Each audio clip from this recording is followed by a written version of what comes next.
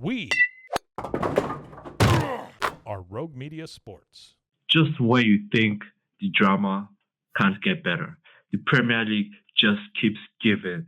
Drama left, drama right, drama center, drama top, drama bottom, drama everywhere. The Premier League, the gift that doesn't stop giving. This is Minor Football Fans Podcast. Let's go.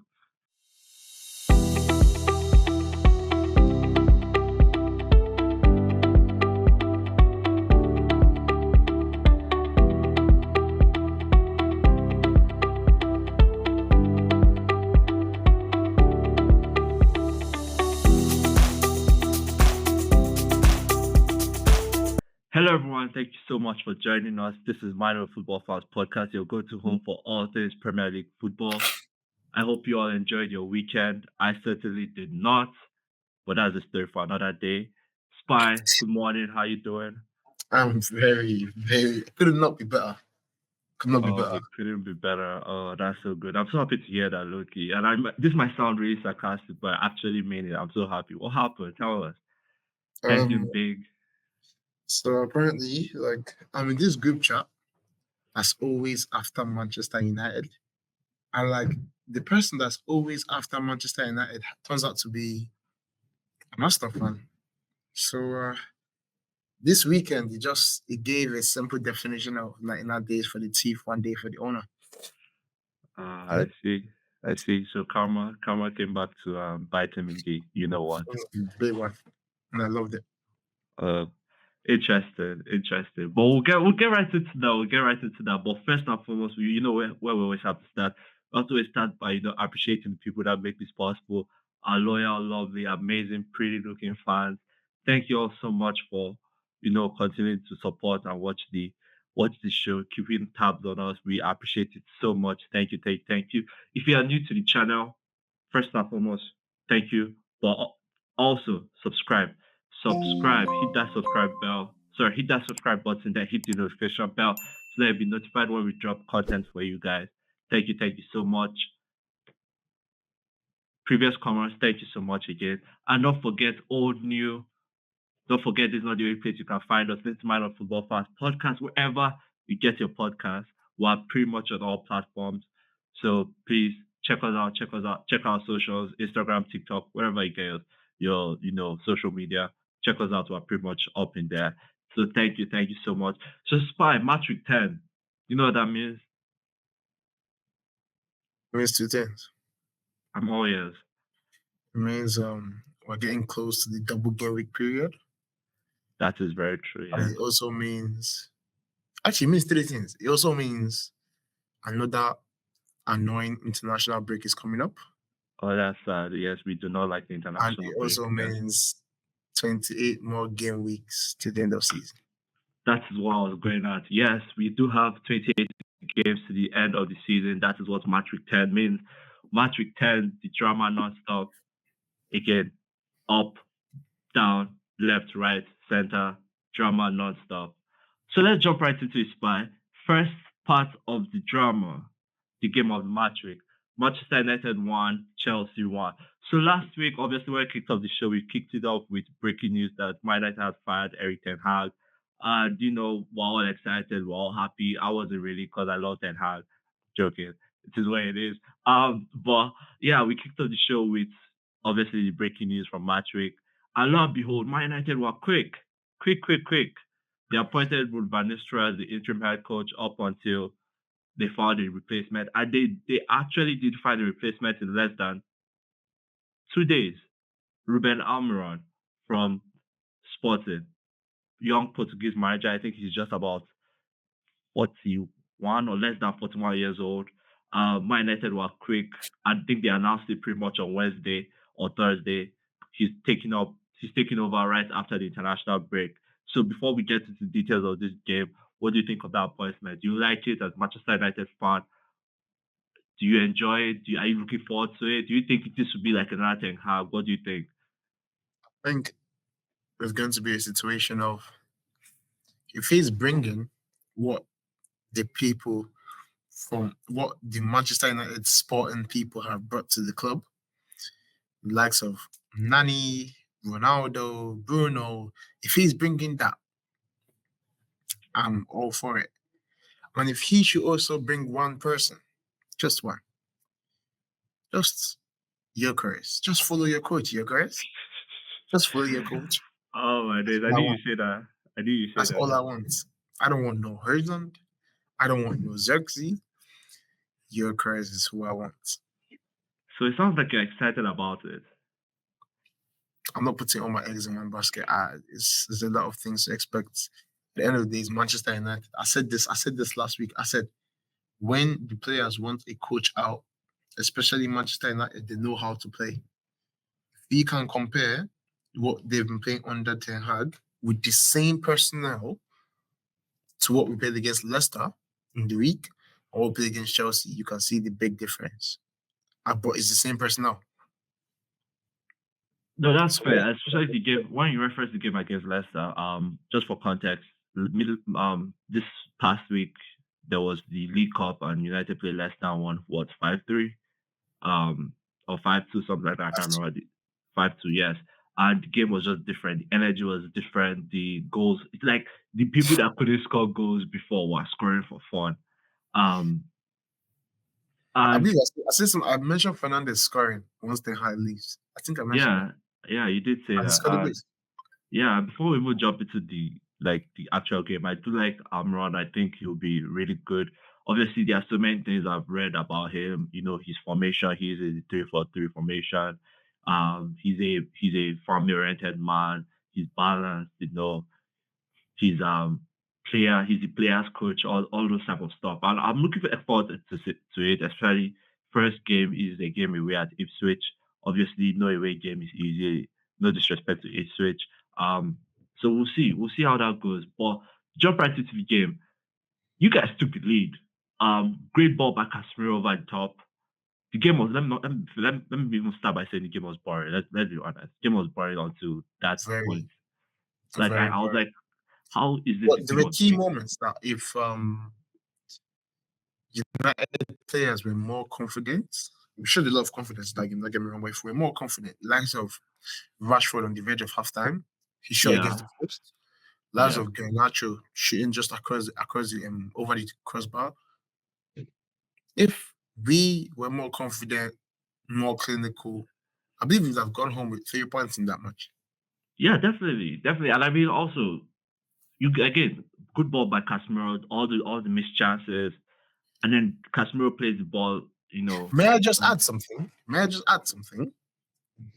yeah, Casemiro this season, bar Liverpool.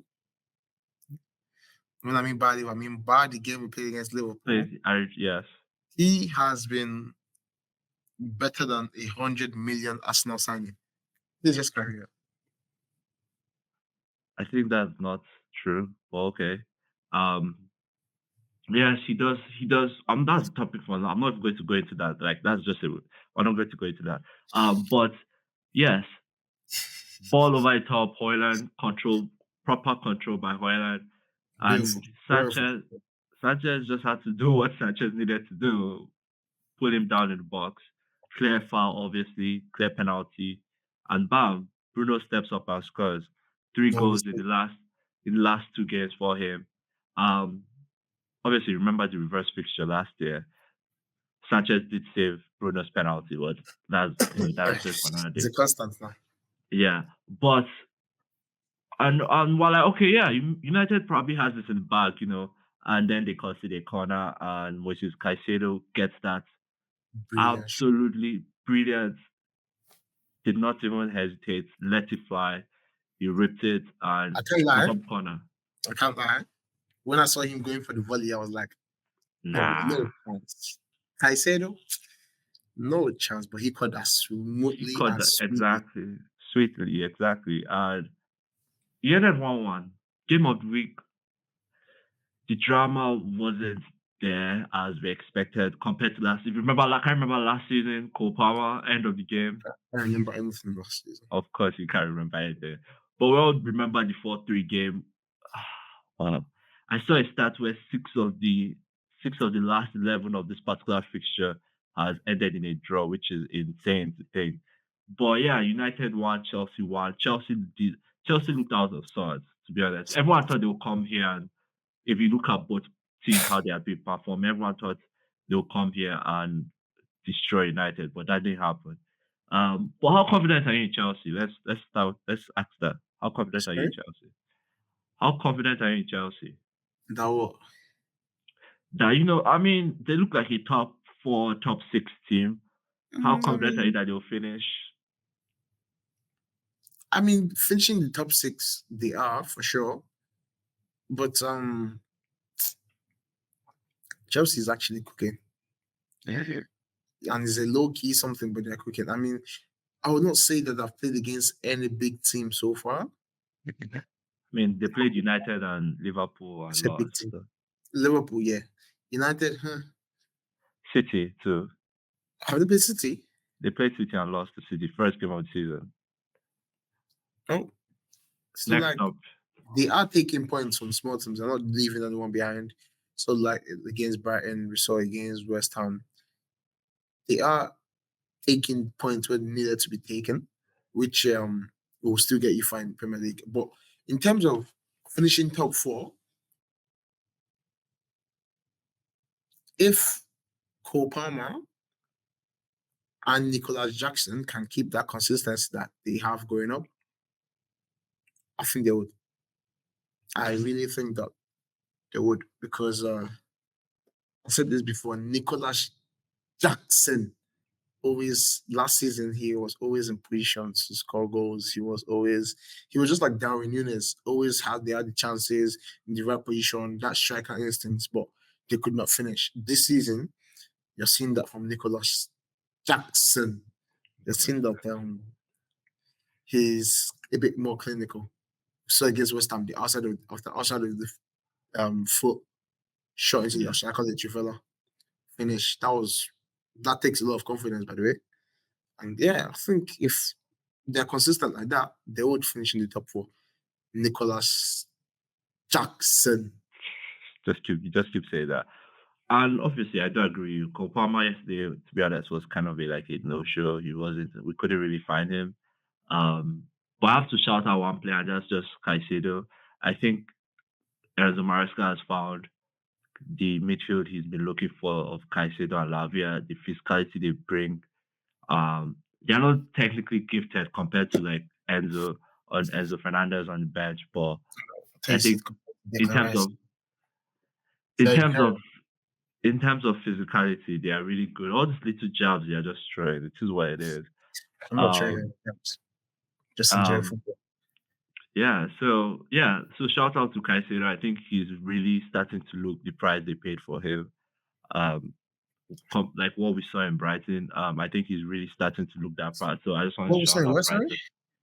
Brighton. Brighton. True. I think so as well. I think this season he's been crazy. So yeah. But let's move on. Obviously, that's not where the drama is. Again, very boring game. Moving on. Newcastle won. Newcastle won. Arsenal 0. First game of the match week. This was the first game of the match week. Obviously, let's St James Park is not an easy place to go. You can't go to St James Park and then just expect to win. Like, no matter how bad Newcastle are playing, like it will still be a tough place to go to and play. But that's no excuse for what Arsenal put on show for us. Practically they were a no-show. Let's be honest. Arsenal were a no-show. That cross by. Okay, so the goal came in the 12th minute. Arsenal had. Big math. My math is 78 minutes Yep. to equalize and probably find a winner. And they could not do it. But practically in the second half, Arsenal had no shot on target. Let's call it what it is. Arsenal had no shot on target. Sorry, I didn't hear you. Please, can you repeat that? Arsenal had no shot on target in the second half. Like, they had 10 shots on goal. Only one was on target. May I just the whole game. Who are you starting? Who are you forward for in that match? If I may just ask. Saka, Martinelli,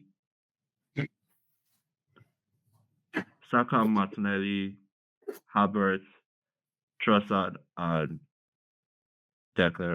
Mikel Merino. Starting front 5. So you bet the big guns. I mean, we had to. This is Newcastle away. But it still didn't work though. It still didn't work. Big guns with That's kind of no bullets. that kind of made my weekend what it was. Big guns with Paused no the weekend a bullets. bit. I know. That's the exact definition of what Arsenal was on Saturday. No show, no bullet, no nothing. Not firing on any cylinder whatsoever. And Newcastle, Anthony Gordon, what a cross, what a finish by Isak.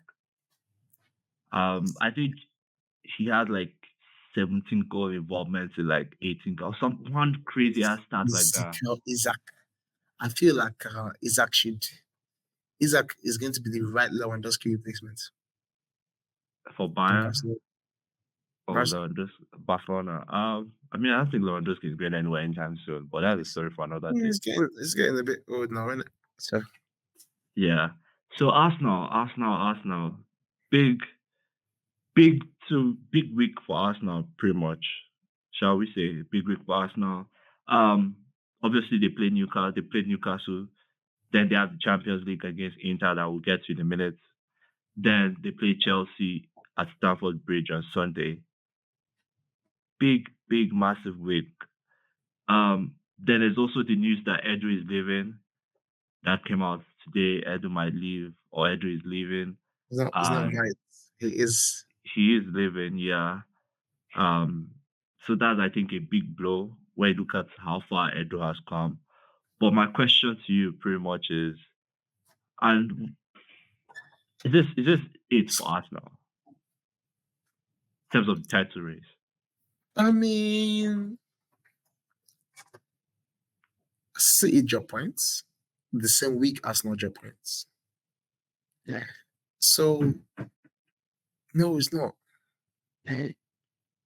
Like Pep said something. Pep said if Kevin De Bruyne doesn't come back, they're going to struggle because he is basically like tactically set up his team this season around two people, which is Rodri and De Bruyne, and those two have left the squad. So he said he needs one at least. If he doesn't, they're going to struggle. So now that City is struggling, the people that are sitting up now are Liverpool and Arsenal. So if you guys can get back your form before City struggles are over, the title race is not okay. Liverpool with drop points is Liverpool, like day in, day out is Liverpool, they drop points. But the bottom line is when you guys should get your form back before City gets their form. Or before Manchester United gets their form. We never know. I'm happy you just dropped that there. Little nugget of information right there. I'm happy you dropped it right there. Definitely. Definitely. But credit to Newcastle. They were winless in five Premier League games. Obviously, they beat Chelsea in the League Cup. Revenge tour for them, and then coming to Arsenal, or rather, giving it to Arsenal straight. But yeah, it is what it is. I don't think they're out. 10 games. Like let's be frank. Obviously, the table starts to take shape at this point of the Don't season. forget, this time last two seasons, City was like 7th place. Don't forget that. About 4th, I think. Yeah, after they lost like 3 in a row or something like that. 7th place. So it's still early to decide. You're not out yet. Just a thing of your form. It's just a thing of your fan base as well. I think that should play a big part. This is a time of encouragement. I'm opening Twitter. I'm hearing Ateta out. I'm hearing don't play. What's that youngster's name that you guys signed? Waneri. Is it Waneri? Eric, is it Waneri? Yeah. You know, he's an academic. Yeah, they said academic. They said don't play him. That he's not fit for the. Yeah, Arsenal fans are not that. Arsenal fans are interested. That's kind of what it is. You're interested. Yeah, definitely. We are interested. Yeah, but that's where the drama started. You mentioned it earlier. Arsenal aren't out, but they did drop 3 vital points. You know who dropped points too? City dropped points too. City and Liverpool started. Arsenal obviously started the game So City and Liverpool followed suit my 10 a.m. window. I think yours was 3 p.m. window. Then Bournemouth score first, and I'm like, is this happening? Is this happening? When Semenyo scored that goal, I was like, because one, I just removed him from my FPL. See it going down without Rodri. That's literally how my face was. I was like, is this happening? I'm like, okay, there's still. I mean, he scored in 9th minute, so there's still 81 more minutes for City to. See, this season they have been like letting goes and doing the comeback, letting goes and doing the comeback. But like, I'm like, you had Rodri, you had KDB. No, they didn't. So I was like, no, this is a test. I'm like, okay, No, one this more. is a test. And Bournemouth said, you know what? Let's add another. And I'm like, and then 64th minute they scored 2, and I'm like, okay, this is becoming interesting. City have not lost in 32 PL games. They have not lost 32 PL games in a row, and then they are losing to Bournemouth away. What is happening? I'm like, could this be? Sorry, Could who this else? be? Who else did Bournemouth take points from? Don't worry about it. So that was happening, and I'm like, and then Guardiola pull one back, and I'm like, okay, maybe there's something. And he's in my FPL. But you said it earlier, 99 days for the thief, 1 day for the owner.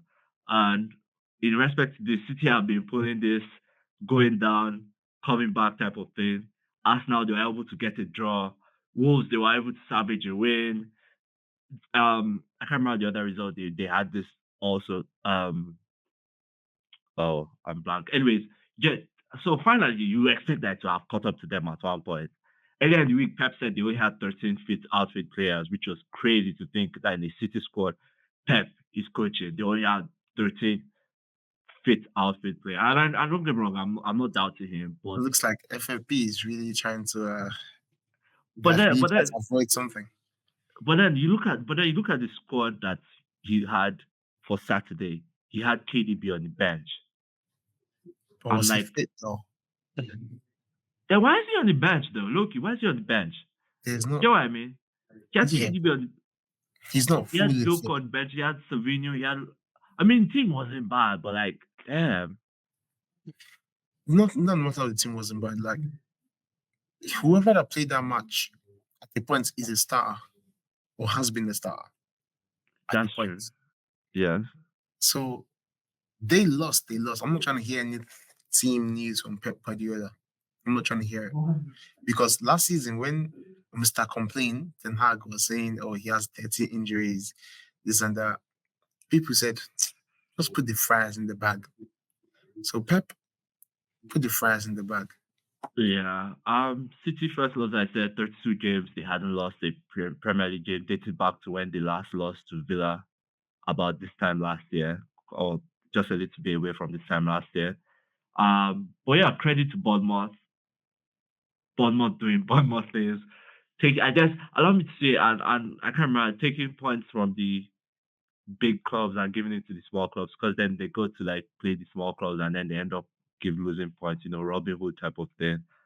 But yeah, took 6 points from both Arsenal and City in the space of 2 weeks is crazy.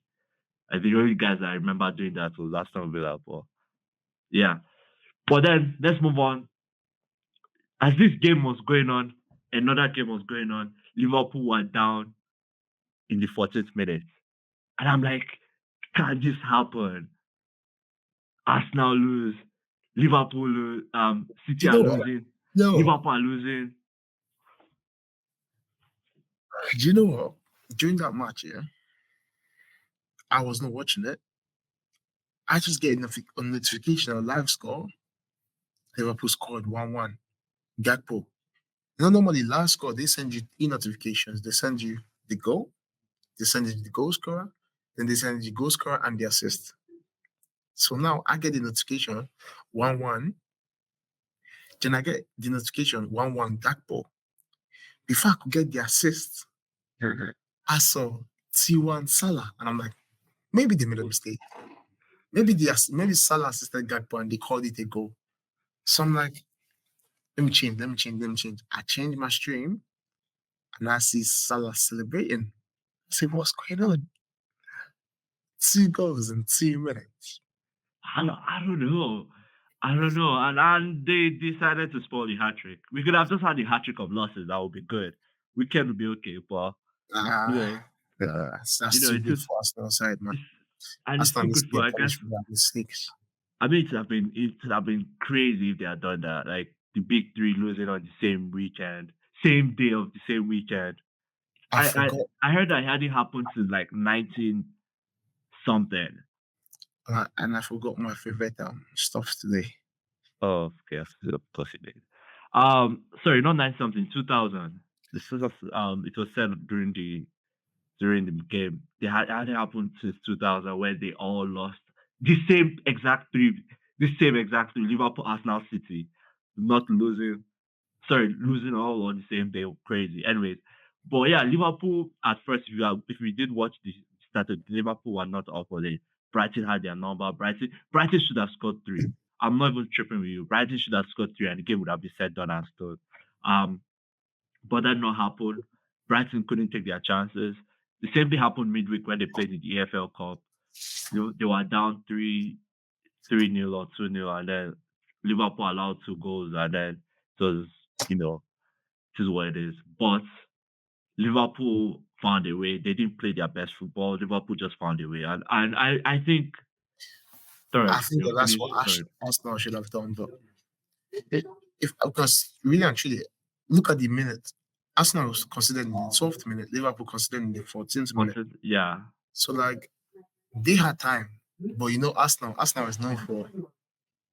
Of course, he had to find it. So I guess he had to find it. But yeah, credit to Liverpool, top of the league. It's not over. It's not over. As you said, Liverpool, I don't think have. Yes, they are currently doing so well. Like, let's not get wrong, they are doing amazingly right now. But I don't think it's sustainable. I think when we get to that point, we'll see it. Every team goes through that rough patch. They will get to their rough patch. Let's call it what it is. And yeah. You feel? Yeah. I feel like for Liverpool, one injury in the back line changed a whole lot of things. Amazing Konate injured. He got subbed off. They said he was not serious. I mean, an actual Van Dijk out for 4 months. Now that put them to the test. Yeah. But has he been injured since Cup? Nah, it's been a minute since that his major injury against Everton, where I think he had to miss a year, use ACL or something like that. It's been a minute for him. Oh yeah. William Saliba or Gabriel to just go on and Arsenal become the European team we know. Okay. Spurs 4, Tottenham 4, Aston Villa 1. Before I get into the game, someone asked me how the Spurs win this game. What a match. I remember halftime, I'm looking at my FPL. I'm trying to calculate. I'm saying, okay, look at Dean, clean sheet. I'm trying to see what I'm getting, what I'm not getting. Aston Villa's up 1-0. I'm like, okay, look at Dean, clean sheet, no problem. Before you know it, I look back again. I see 1-1. I say, hold on. Have a little nap. 10 minutes nap, 15 minutes nap. I wake up, I'm like, that was a Spurs game. I look at scores and I see 4-1. And I said, Unai Emery allowed that. But at the same time, it's like, I feel like the European football is getting to them. I feel like because like Villa is not known for really losing leads like that. I know. I mean, the last time they did it was against Ipswich. They 2-2 draw at Ipswich. But that was still after Champions League game. Yeah. Like the European is getting to them. Like He's getting. Someone asked me how the Spurs win this game, and I said it's simple. They are home. Like that's just what it is. Like let's call Really it what though? it is. I mean, look at their last 3 away games. Let's be honest. Let's look at their last 3 away games. Spurs are terrible away from home, I think but they play well home obviously, too. It's I just think they played. so-called handball. I think obviously, yes, they play well at home, and obviously the only reason they them being at home was the only reason they won. But still, they were at home. This is the proper definition of a game of two halves. First half, Villa had their number. Spurs couldn't do nothing. Spurs couldn't do nothing. I don't know what Ant said at halftime, and the floodgates opened. The floodgates literally opened. I saw this so long ago. I saw Villa's backline during the build-up, and it was looking like because they tried to step up, but it That was was Paul slanted. Torres, yeah. It was slanted, yeah. And I'm Like like, this. hello? What's going on? Yeah, Well, but Emery needs to speak to the boys. I mean, I'm not going to knock Villa too much. They are top of the Champions League. The new Champions League table, which we'll also talk about in a minute. Um, and they are what 17, 18 points out of a possible 30 points. So I think it's a season Villa fans will be proud of. For Spurs coming back the way they did against a sturdy Villa team, I think that was just interesting. That was mental. Game of two halves. That team talk at halftime was just something special. But obviously, we all know the drama that happened during the game. I think right after he had assisted Brennan Johnson, he gets substituted, and he's looking at the sidelines like me, me, you, my son, gets substituted. Obviously, I think he's been injured the last 2 games or so. I think there's more of like load management. No load management. There's nothing too deep to read into it. It's just the way he was like, me, me. He looked at this side. I was like, Yeah, me, and I'm like, cool. I mean, I didn't really. No one. Obviously, all the Premier League guys are like, trying to read to the bit. When it happened, I'm like, well, he just came back from an injury. Obviously, they have to watch his minutes. Things like that. So yeah, credit to Spurs. Villa, it is what it is. They are back in the Champions League this week. So we'll see how that goes. I can tell you someone that didn't score this week though in Champions League. Who? John Durant. John Durant will score. Morgan Rogers, yeah, shout out to Morgan Rogers. I have him as my young player of the season. I still think he's amazing. I don't know why you're giving that face, but he will be the young player of the season. No chance. Who will he be? No, Rogers, that's for sure. Let's touch on this result before we jump to the cricketers. Let's jump on this result before we jump to the cricketers. Forest 3, West Ham 0. Forest are flying. Chris Wood is flying. Oh my days. Forest are absolutely flying. I mean, West Ham are terrible. I'm not even going to sugarcoat it. West Ham are terrible. But still, Forest, what are they? Third, fourth? Like, I don't know if Nuno's cooking up, but like I said this before. They are third in the league. I said Nuno is a small team manager. Like Nuno Espirito Santos is a small team manager. And when you give him a small team, give him time, he's gonna cook. He did it with Wolves. He tried it with Spurs. No, not for him. Because Spurs is not a small team. Now you've come back to a small team, Forest, and you're cooking. It's no. Damn. Chris Wood, shout out to Chris Wood having the season of his life. Having this, was it 9 Premier League goals? I think I might put him. I think it's time for me to remove Erling Haaland. He's on my bench. Oh my days. I told you because he had a 75% chance of playing, so I thought like he will not play, and then I left him on my bench.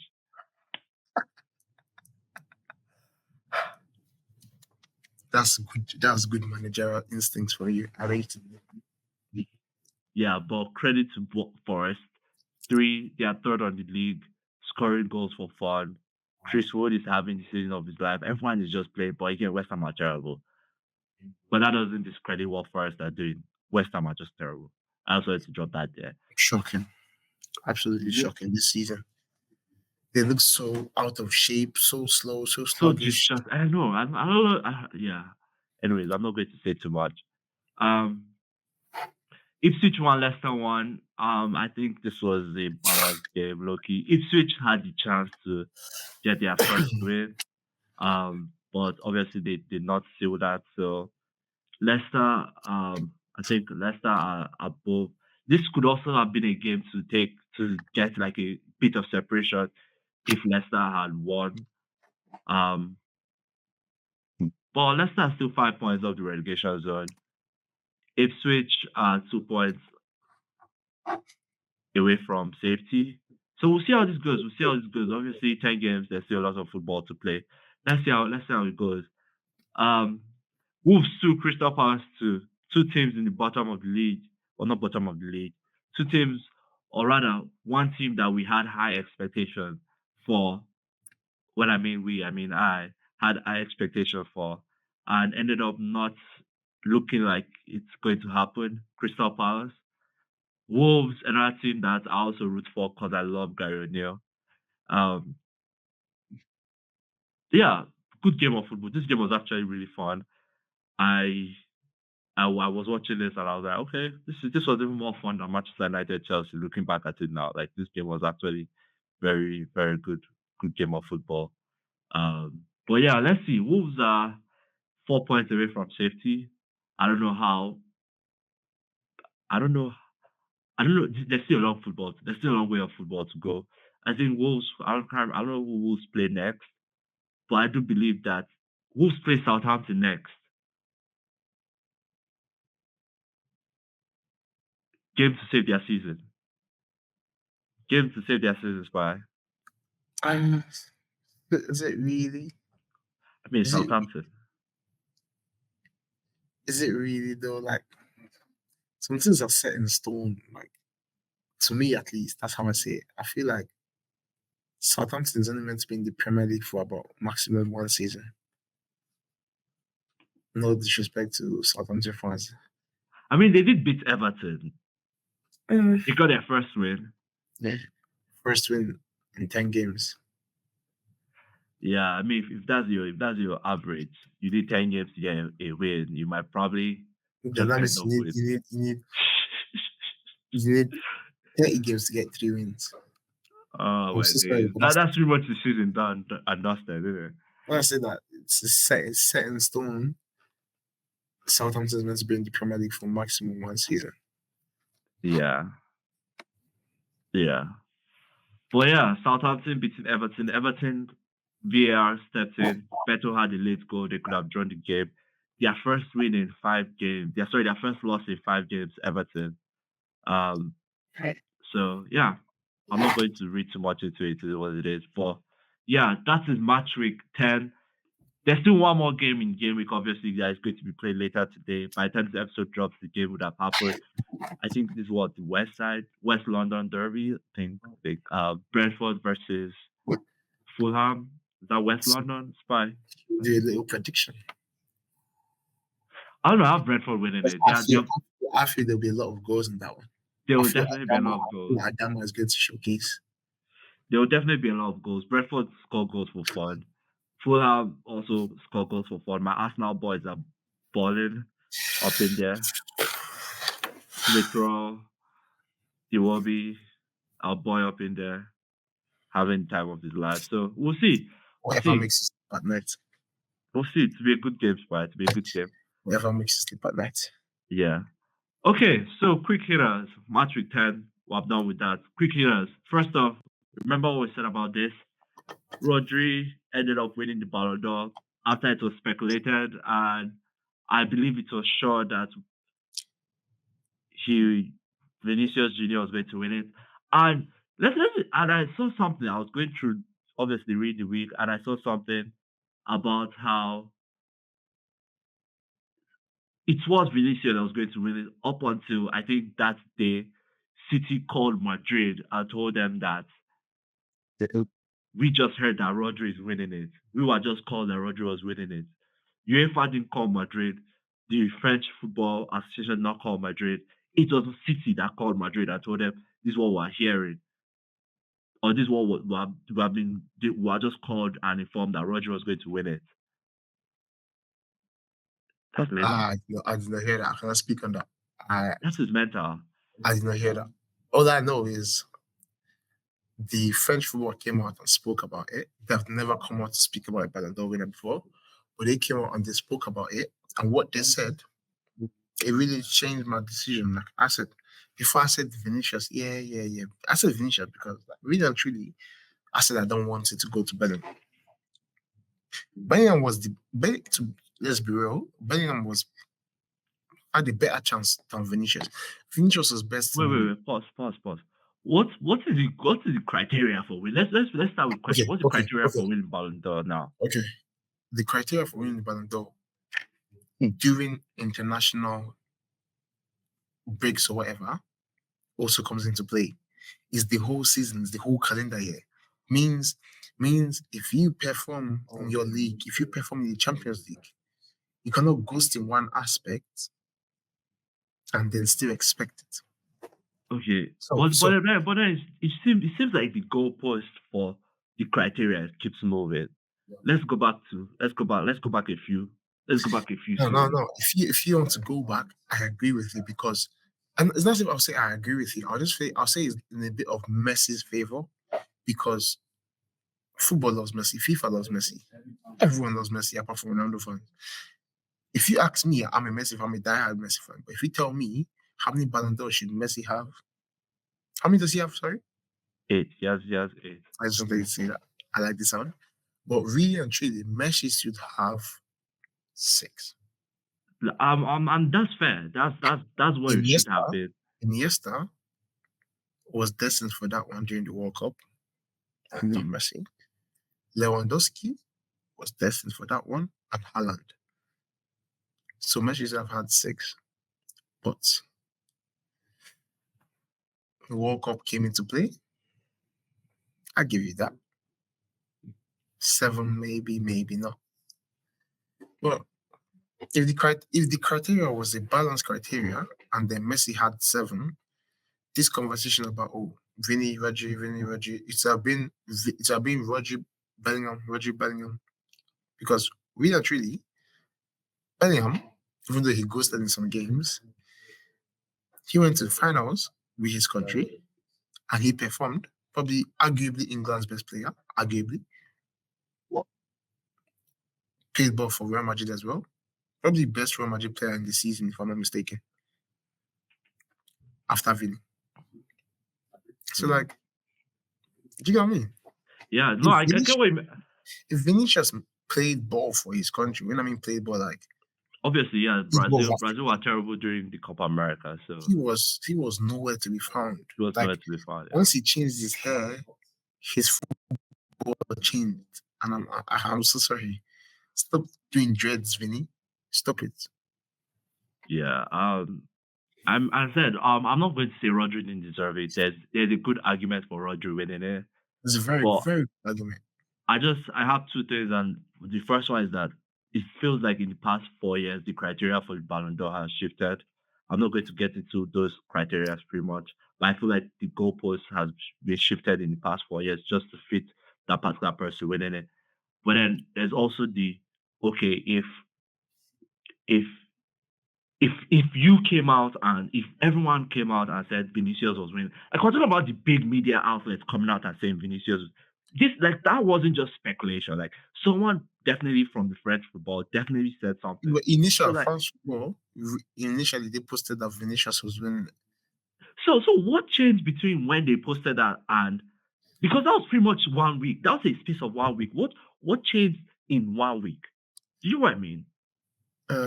What changed in 1 week? Bellingham changed it. I don't know what that means.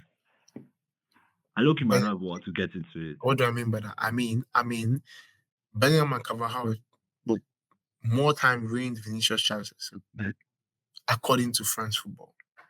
So let's say Carvajal did not play every match for Real Madrid in the Champions League. Let's say he played maybe just 2 games. Yeah. But now you check this out. Carvajal scored in the Champions League final. Carvajal won the Champions League. Carvajal played almost every game for Real Madrid. Important player. And He won also the for Champions Spain League. too. Played almost by his red card. Played almost every game for Spain. Won the cup. Now, it's now. He won what Vinicius won. Yeah. He did better for his country than Vinicius did. Hold on now. Bellingham, he won what Vinicius won. He played better for his country than Vinicius did. So now when you look at that, you're like, wait, Vinicius' points is really coming down. So when Because- does the voting take place? You just, but why? I'm No, not no. arguing with that. So No, that's what I I'm say. just in the position of me and you right now. I'm just telling you what I heard from friend football. Check on Twitter, check on whoever you see it. Yeah, check no, on I saw So that. he But literally reduced his points, and then they said, you know what? Who was a crucial player who won something for country and club, and who was actually crucial? And you look at Rodri. He played every single game for both club and country. And yeah, there's no argument. I'm not even, I said there's no argument. I'm just wondering like what you get, and I might probably never get my question answered. But in the space of a week, what's changed? That's all. And we can leave it there. It is what it is. Kudos to this Rodri. changed. Kudos to Rodri, and yeah. The last quick hit up before we get off. Champions League match day 4. We all know that Villa is topping Champions League chart right now. But Matchweek 4 has some really juicy mouth-watering fixtures. I think I'm debating between this. There are three good, really good fixtures. First off, Xabi Alonso returns back to Anfield with his Leverkusen team. Yeah. I know. He goes back to the team where he won the Champions League. So he won the Champions League at Liverpool. He did, right? Did he? Well, yeah, he's going back to. Famous penalty shootout. Yeah, he did with against AC Milan. And then, speaking of AC Milan head to Bernabeu to face Real Madrid. That'll be juicy. That'll be spicy. That'll be spicy. And then they're actually 4 good fixtures. Atletico heads to Parc de France to play PSG. Spy just doesn't stop. The gift that keeps on giving football. Obviously, I said it was Premier League, but football. And then Arsenal head to San Siro to take on Inter Milan. Come on. With the way you guys are playing. Come on. You guys want to take on DeMarco. Isn't that just interesting? With the way you guys are playing, you guys mouth-watering fixtures. You guys want to take Don't on worry DeMarco. about this, man. Don't worry. We'll get business handled. Don't worry. We'll get business handled. Business will be handled. Business will be handled. But yeah, looking forward to those games. But that brings us to the end of another amazing episode. Matchweek 10, game of the week was really boring. But Chelsea came up. Chelsea and Man United split the points. In a matchweek where City could have gone 8 points clear of Arsenal, ended up falling to Bournemouth 2-1. Arsenal ended up falling to Newcastle at St. James Park. And I guess the winner of the matchweek, Liverpool, going back top of the league. We'll see how that goes. Matchweek 11, game of the matchweek. Actually, there are 2 games on the matchweek. Aston Villa takes on Liverpool. And then Arsenal head over to Stamford Bridge for a mouth-watering clash with their London rivals, Chelsea. Can't wait for it. We'll see you guys at the end of Matchweek 11 to break down all that interesting drama. Just before we go. Arsenal is going to play Inter, then go play Chelsea. I know. It's interesting. Aaron. As I said, it's interesting. But yeah, I can't wait to dissect all that at the end of Matchweek 11. I hope you all have an amazing week. Don't forget, if you are new to the channel, subscribe, hit that notification bell so that you're notified. Check us out wherever you get your podcast, Spotify, TikTok, Spotify, our podcast, Google Podcast, YouTube, wherever you get your podcast, check us out. Check our socials, Instagram, TikTok. We love you guys so much. We hope you have an amazing week.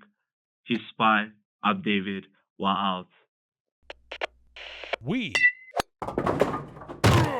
are Rogue Media Sports.